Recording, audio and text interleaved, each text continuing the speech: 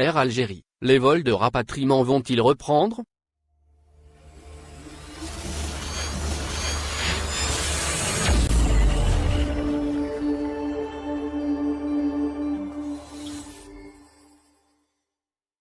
Comme nous l'avons révélé jeudi 25 mars, la direction de l'aviation civile a officiellement autorisé les compagnies étrangères à transporter des passagers vers l'Algérie. Cette autorisation entrée en vigueur depuis quelques jours déjà intervient alors que les vols de rapatriement d'Air Algérie sont suspendus depuis le 1er mars suite à une décision des autorités algériennes d'interdire tous les vols passagers entrant vers l'Algérie. Vers le retour des vols de rapatriement, la décision de l'aviation civile d'autoriser les compagnies étrangères à transporter des passagers vers l'Algérie soulève une interrogation majeure. Pourquoi Air Algérie est toujours interdite d'opérer des vols entrant vers l'Algérie alors que les compagnies étrangères sont autorisées à le faire? Difficile de répondre à cette question. La suspension des vols entrée en vigueur le 1er mars dernier était motivée par la détection des premiers cas du variant britannique en Algérie.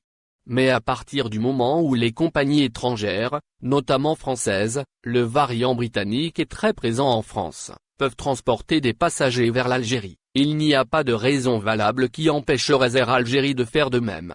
La compagnie nationale qui traverse une crise financière sans précédent a grandement besoin de reprendre, ne serait-ce qu'une petite activité et disposer d'une rentrée d'argent en ces temps de crise. Le pavillon national, contraint de clouer ses avions au sol est également, en train de perdre du terrain face à Air France, ASL Airlines et Transavia qui a fait son retour durant ce mois de mars.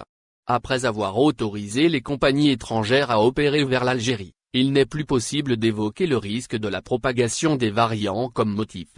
Le variant n'achète pas de billets d'avion donc, il ne choisit pas la compagnie avec laquelle il rentrera en Algérie, commente, ironique, une source à l'aéroport d'Alger au sujet de la décision de la direction de l'aviation civile. Le gouvernement est mis sous une grande pression de la part de plusieurs acteurs politiques qui ont appelé à la réouverture des frontières à l'approche du mois de Ramadan. Abdelwahab Ben Zaïm, sénateur, et Noreddine Belmeda, ex-député, ont appelé le gouvernement à ouvrir les frontières de manière progressive pour permettre à la communauté algérienne d'entrer chez elle sans obstacle. La branche européenne du parti Gil Jadid a également appelé les autorités à ouvrir en prévision du mois sacré. Merci de bien vouloir activer la cloche pour s'abonner, et de cliquer sur j'aime.